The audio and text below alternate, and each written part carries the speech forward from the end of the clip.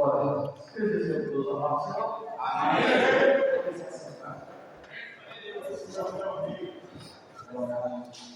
Muito mais maravilhoso da casa. Serve, desejo, pegando o nosso conversar cristão na palavra de Deus. Nós vocês viveram uma casa também, continua andando e operando sobre a vida de casa. Vamos fazer uma leitura bíblica? Você acompanha? Glória a Deus. Deus está no nosso. Quero ler o versículo 1 até o versículo 6. Você vai acompanhando. Diz assim: olha, a fé é a certeza do que aprenderemos e receber o que esperamos, e a prova daquilo que não podemos ver. Porquanto foi mediante a fé que os gentios receberam com testemunho.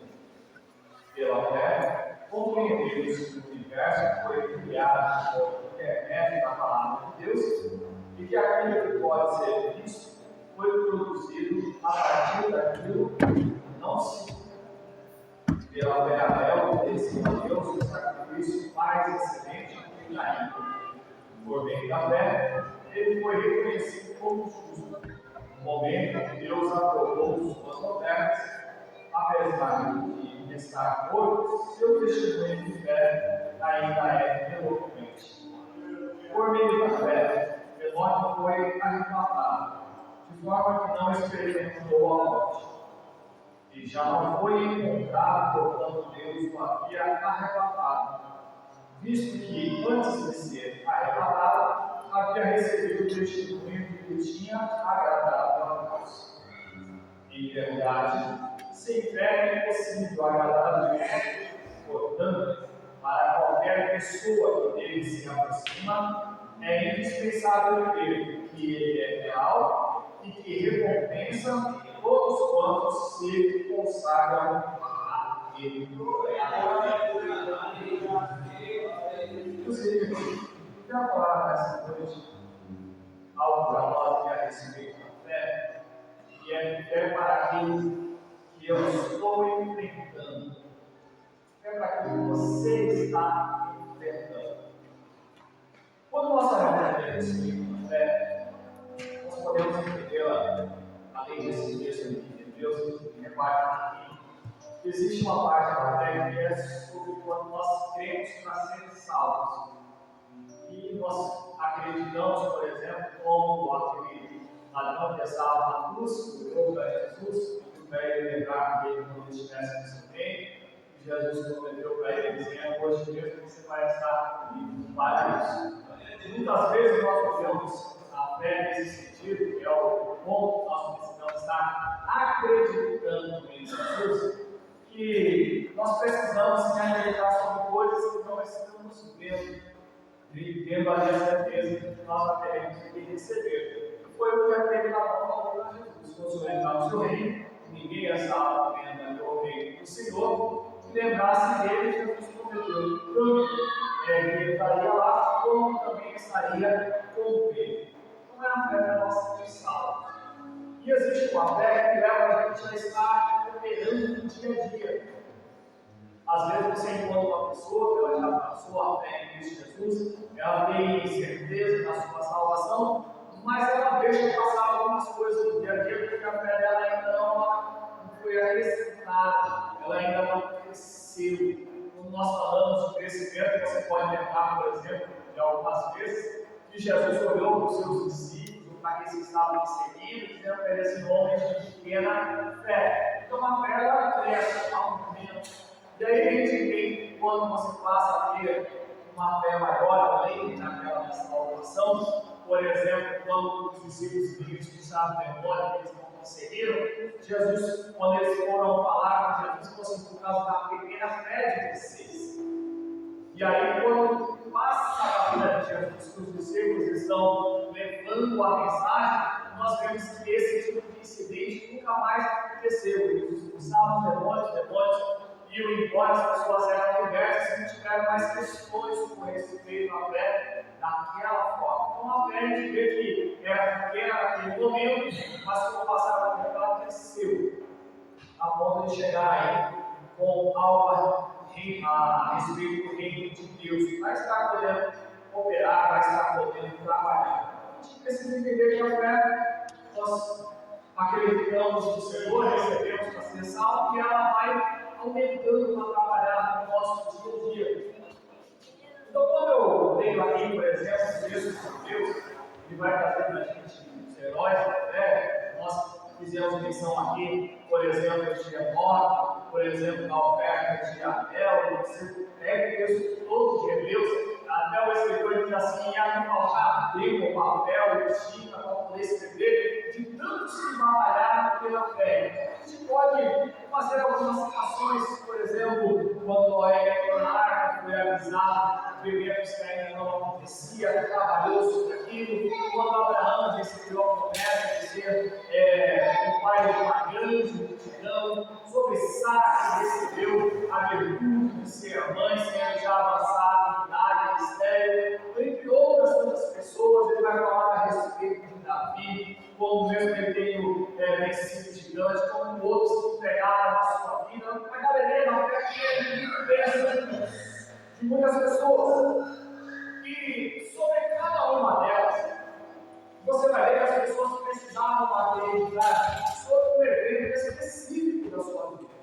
Você vai ver que não é quando você fala ou lê sobre ele precisou exercer a fé para que pudesse construir a arca, entrar na arca e salvar a sua vida do dilúvio daquela grande gente que não existia ainda. Os eventos ainda não se existiam. A fé deles estava focada no evento.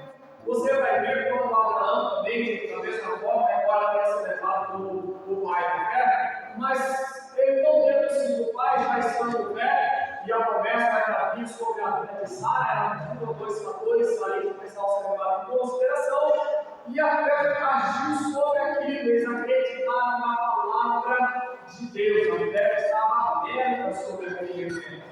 Quando Davi enfrentou Golias, você vai ver que ele precisava de fé para enfrentar Golias. E muitos homens que estavam lá de guerra não estavam com coragem de enfrentar aquele homem. Mas Davi, mesmo quando ele fez menção da sua experiência de campo, quando ele falou assim: o leão, o urso vieram para tirar uma ovelha do rebanho, eu matei tanto o leão quanto o urso, e Deus me levou na boca deles e vai me livrar também do filisteu. Davi não estava falando de habilidade de guerra, Davi estava falando de Deus dar o livramento. Então veja que a fé ela estava sendo objetiva sobre o assunto da vida das pessoas. Então quando eu falo aqui a respeito disso, como nós temos a galeria dos heróis da fé, você vai ver que eles estavam sendo bem específicos sobre o assunto. Era o assunto do momento da sua vida. No momento, vamos falar da guerra de Davi, ele não estava com fé para ver aonde estava a sua preocupação com respeito ao rebanho. Quando seu irmão falou para ele, você não quer o rebanho que estava na sua responsabilidade, onde quem você deixou que eram poucas ovelhas. Davi tinha deixado as ovelhas já de ordem, ele não estava orando que Deus não estava colocando as ovelhas. Não, a ideia é que agora é a guerra por isso. Então a fé estava colocada ali naquele momento sobre uma situação. Então quando nós falamos e entendemos a respeito da fé, nós temos que estar agora focados sobre as circunstâncias que nos envolvem, sobre aquilo que cada um deles passou. Quando Noé construía a sua arca, ele não estava direcionando o seu trabalho, a sua crença sobre outros fatores. Ele estava focado sobre aquilo que Deus havia falado para ele, dizendo que constrói uma arca, eu para você, a sua mulher, os seus filhos, as suas noras, todo mundo vai mais que eu vou te enviar, para que vocês sejam salvos de novo. Então, o foco dele, a fé dele estava na construção da arca, naquilo que dizia a respeito sobre aquilo. Então a gente precisa entender que a gente precisa ter fé para que Deus se opere sobre as nossas palavras. poderia olhar, por exemplo, quando Noé entrou na arca, a Bíblia vai dizer que ele derrubou a arca por dentro, fechou por dentro. E a Bíblia vai dizer que Deus fechou ela por fora. Então ele não tinha mais nada para fazer do lado de fora quando ele entrou. Ele precisava acreditar que ele ia fechar o lado dentro e que Deus haveria de fechar o lado fora e deixar a segunda recomendação que vinha na arca para estar sobrevivendo ali ou andando, como Deus vai dizer, sobre as águas. Ele tinha que estar exercendo ali. Então eu preciso ter fé para que Deus possa operar sobre as nossas vidas. Não dá para a gente simplesmente chegar e, como eu poderia dizer assim, era como algo que a gente vai dizer, eu não acredito que Deus possa fazer, então eu tenho que fazer isso com as minhas próprias mãos, com as minhas próprias forças, com a minha própria capacidade. É aí que a gente barra a magia de Deus, para a gente dizer assim, não Deus, deixa que eu resolvo essa situação. Imagina se Davi, um menino, ia enfrentar um homem de guerra, que era, como isso vai dizer, o Golias era um guerreiro desde a sua meninice.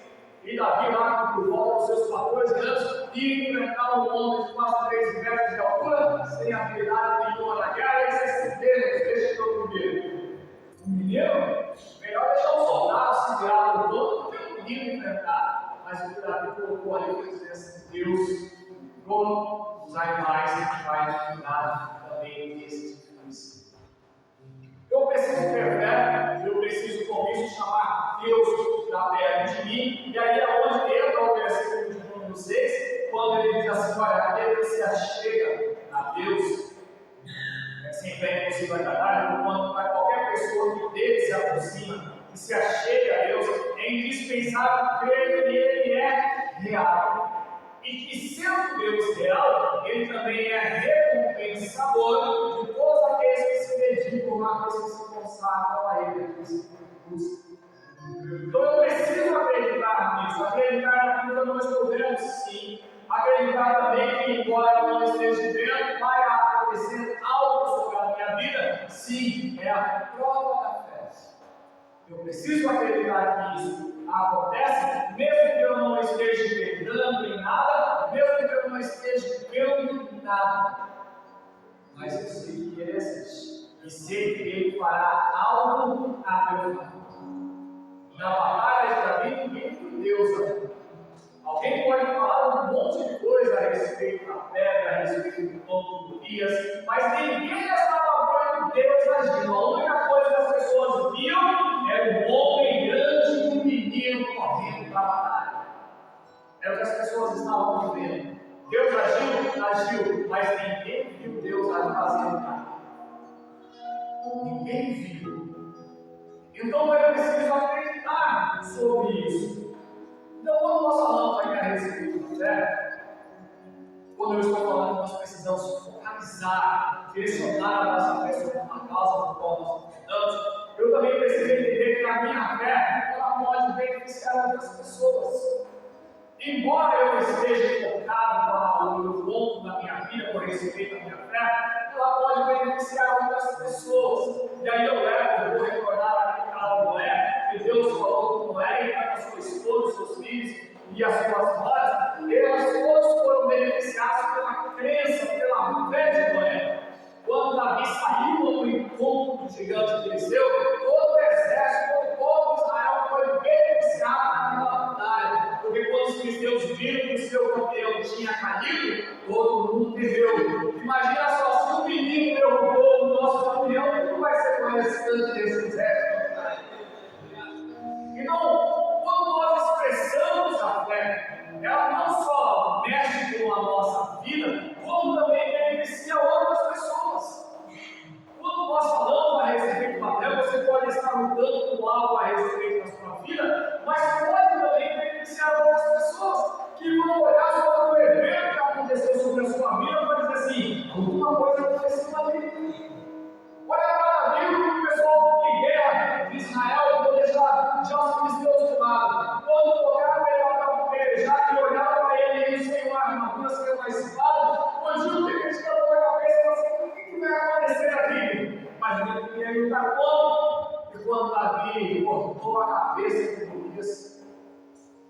texto vai dizer que Saul perguntou para o seu general assim, de que significa?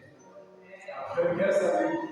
Eu não sei o que foi que aconteceu, mas de quem é filho? E esse menino não vai voltar mais para casa, esse menino vai ficar agora comigo, manda mensagem lá para o pai dele, deixa a casa dele, grande, limposo, tudo mais, mas esse menino não volta mais para casa, ele vai ficar. Então a fé de Davi acabou afetando também a corte real. As pessoas que viram aquilo ali, o filho de Saul acabou se apegando com Davi. Acabou gerando uma amizade muito profunda, porque a crença que Davi tinha em Deus trouxe para o povo de Israel um grande livramento. Acreditou e o livramento veio sobre todos. O benefício aconteceu sobre todos. Então, quando eu falo sobre isso, eu preciso entender que a nossa expressão de fé, ela trabalha tanto na nossa vida diária, no nosso dia a dia, nas coisas que acontecem pelo transcorrer do nosso caminhar diário, quanto também a respeito das coisas que acontecem no reino de Deus.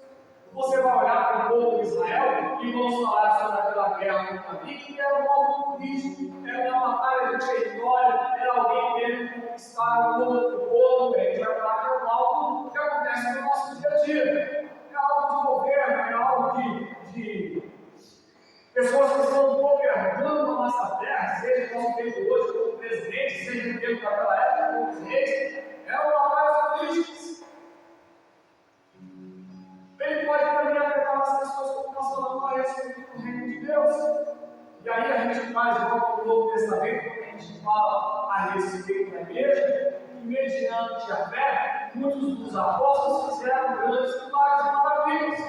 Não estava envolvido com as coisas seculares deste mundo, como a questão da guerra que Davi enfrentou, mas estava voltado sobre aquilo quando traz algo a respeito da igreja, quando ele beneficia as pessoas que estão envolvidas atrás da palavra de Deus, atrás do Senhor Jesus, atrás da salvação das suas vidas. Então você vai ver que a guerra não trabalha sobre isso.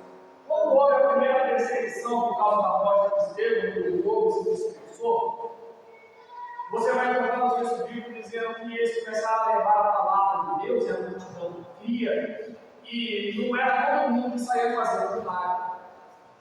Não era. Tanto é que alguns milagres foram feitos pela mão de Felipe, e ninguém tinha recebido ainda o nome do Espírito Santo, precisou que os apóstolos fossem até aqueles povos que estavam abraçando a fé e essas mãos sobre eles, para que o Espírito Santo também caísse sobre a vida deles. Então não era todo mundo que estava produzindo milagre, eram alguns que estavam ali acreditando e deixando que as coisas fluíssem através da sua vida. Eu sei se tinha muita gente ali preocupada com a perseguição, porque é fácil dizer assim: o que você está fazendo aqui nessa cidade? Você está correndo de Jerusalém por quê? Ah, no Estevão. Então, por quê? Porque eu acreditei lá na palavra de Jesus, que ele morreu, a pessoa matou ele lá, e no terceiro dia ele ressuscitou, a gente estava dando testemunho disso, e aí começaram a matar pela base de justiça, fez uma perseguição de todo mundo que via, e eu estava pregando, dizendo o que estava acontecendo. As pessoas acreditavam ali, mas para alguns outros, além de terem escapado daquela perseguição, não só pregavam, como também estavam dizendo assim: não, o Senhor Jesus fez lá, como ele continua fazendo aqui, pode abençoar a vida de vocês, curando grandes males e mudando algumas situações. E aí você via as coisas acontecendo. Então, quando a gente fala a respeito da fé, a fé não é destinada só para resolver um problema particular na sua vida. A fé também ela traz um benefício sobre o reino de Deus. E aí a gente entende muitas outras coisas como elas vão acontecendo. E o alvo deles, como a gente pode observar pelo texto bíblico, é que ainda Deus passando aqui, ele vai trazer para nós no capítulo 12, só o versículo 2, para mim já encerrar aqui. É que no versículo 2, o escritor aos Hebreus vai dizer assim: a gente deveria correr com perseverança, correr com nossa proposta, olhando fixamente para o autor e consumador da fé, e é Jesus. por causa do jugo que lhe foi proposto, suportou a cruz, desprezando a vergonha e assentou-se à direita do trono de Deus. Então, quando nós falamos a respeito da fé, Jesus ele é autor e consumador, aquele que dá o início, aquele que dá uma inspiração para que ela aconteça, para que ela surja do nosso coração, como também é aquele que vai dar cabo, que vai concluir, que vai mostrar que aquilo que surgiu do seu coração, ele ainda faz. Eu dou um exemplo disso sobre aquela mulher quando Jesus caminhava para a casa de Jairo para curar a sua filha antes de a expressão dela ter morrido. Quando aquela mulher olhando para Jesus, que soube que estava lá, falou assim: se eu tocar na borda das suas vestes, eu ficarei curado. Aquela mulher tinha uma deficiência muito grande, um fluxo de sangue, ela atravessou a multidão, tocou na roupa de Jesus e aí ela foi curada. Se você olhar o texto bíblico, não tinha a expressão de que as pessoas tocavam em Jesus para ser curado até aquela mulher. Porque quando Jesus foi tocado, ele falou assim: quem tocou? Assim, a multidão está apertando, tanta gente aí te tocando. Ele falou: não tem alguém que tocou de mim de uma forma diferente, que tirou de mim, saiu de mim virtude. E aí aquela mulher percebeu que tinha sido curada, se manifestou, que tinha sido porque ele saiu de virtude. Veja, a multidão estava tocando Jesus, ninguém tinha tirado a virtude dele. Mas agora aquela mulher, o texto vai dizer assim, que ela acreditou que se tocasse ela seria curada, assim foi feito sobre ela. E depois você vai encontrar outros textos dizendo que a multidão se arremessava sobre Jesus, porque quando eles tocavam, eles eram curados. Então os discípulos acabaram achando com Jesus no meio da multidão, como aqueles que estão fazendo uma guarda. Então observe que Jesus ele causa inspiração. Quando aquela mulher já tinha ouvido da fama de Jesus, sabendo que estava lá, assim, que o homem é uma condição. Se eu tocar na roupa dele, na borda da roupa dele, eu vou ser curado. Esse camarada está correndo, ele tem que cair. Se eu tocar na roupa dele, eu vou ser curado. E aí, inspirou aquela ação sobre a vida daquela mulher, e ela tocou e fez conforme ela tinha acreditado. Foi por isso que Jesus usou essa expressão para muitas pessoas: seja feito conforme você acreditou. Aquela mulher que atravessou o país atrás de Jesus, dizia assim: minha filha está endemoniada miseravelmente lá no outro país, eu vou aparecer, estou aqui. E Jesus falou assim: vai, seja feito conforme você acreditou, conforme aquilo aconteceu que você ouviu falar de Jesus, surgiu a fé, e lá estava Jesus dizendo assim: aí para você, conforme você acreditou. Esse é o autorismo do amor. Então, queridos, nós estamos aqui nessa noite e eu quero fazer uma oração com vocês. Eu sei que cada um de nós temos uma causa. Eu sei que cada um de nós enfrentamos uma adversidade. Eu poderia olhar e dizer assim: vocês que estão aqui sobre a casa, que estão aqui tratando a respeito de algo sobre as suas vidas, vocês têm um objetivo, um individual, mas vocês têm mais alguns outros que vocês tenham deixado para trás.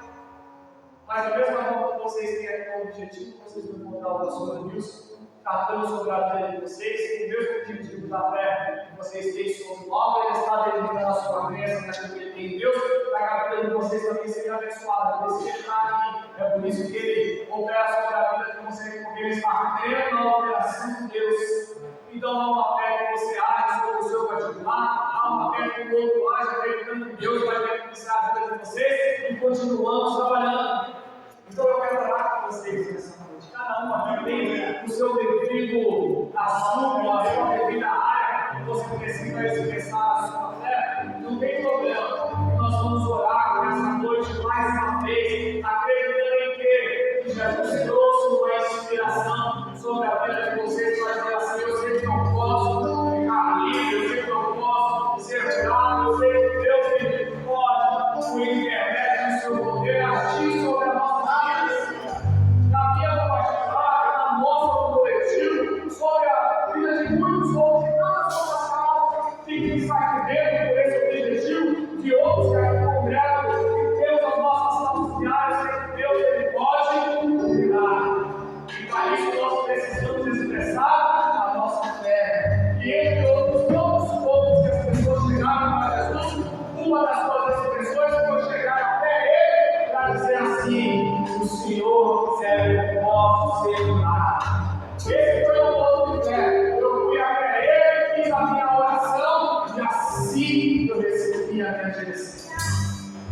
Foi assim que o servo Bartimeu, quando ouviu que Jesus passava, clamou dizendo: Filho de Davi, tem misericórdia de mim. Jesus voltou: O que você quer que eu te faça?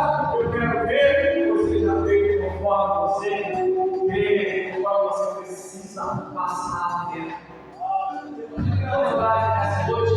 Eu convido você a apresentar a sua causa mais uma vez ao Senhor, acreditando dessa forma. Você precisa acreditar que Deus existe, que é recompensador daqueles que buscam. Ele vai recompensar. Não é à toa. Foi por isso que esse profeta chegava a falar dizendo o quê? Deus não tinha chamado ninguém para descer para pedir para ninguém me buscasse em vão. Foi por isso que Deus falou para Jeremias o quê? Clama-me, eu estou te chamando você para me buscar, clama-me, e eu vou fazer o que para você, Jeremias? Eu vou te responder, eu vou dar para você, eu vou te anunciar coisas grandes e você ainda não sabe. Então Deus faz um convite, e Ele também traz para nós a leitura desse ponto. Então vamos orar, Deus, em nome de Jesus, nós estamos aqui, Senhor, nessa noite. Nós clamamos a Ti mais uma vez, porque nós acreditamos, Senhor. Nós podemos incomodar a fazer, que nós podemos incomodar as mais. Evidente, Senhor, o mesmo tempo que Deus nos acreditando aqui, que os cultos passaram a existir, por intermédio da palavra do Senhor, que passaram a existir essa maneira, hoje estamos Deus. Nós estamos aqui, Senhor Deus, acreditando na Sua existência. Nós estamos